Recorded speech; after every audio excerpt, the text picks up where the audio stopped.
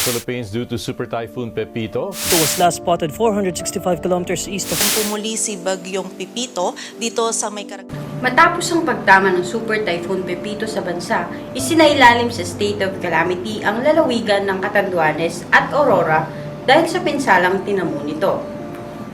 Ngunit, ano nga ba ang basehan upang itaas ang state of calamity sa isang lalawigan? Ang Pilipinas ay kilalang daanan ng bagyo.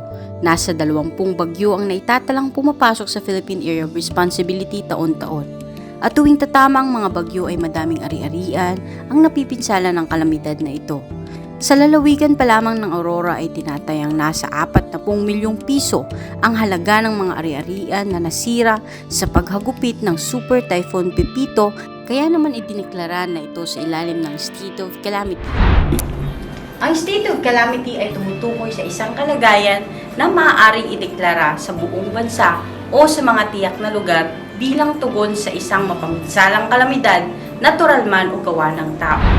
At sa paghahatid ng tulong at mga kinakailangan upang makabangon ang mga residente ay kaisa ng lokal na pamahalaan ng panlalawigan ng Aurora, ang 91st Infantry Sinagtala Battalion ng 7th Infantry Cognite Division, Philippine Army.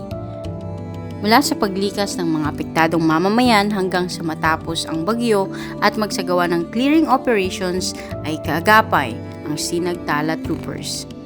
Bukod sa karagdagang manpower at equipment ay napapabilis ang paghahatid ng tulong para sa mga residente ng Aurora. Sa bawat kalamidad na kinakaharap at kakaharapin ng ating mga kababayan, katuwang nila ang bawat kasundaluhan sa bansa upang bumangon at magsimulang muli ng magandang bukas. Ako si JJ Casiano, ito ang Tuklas Kaalaman.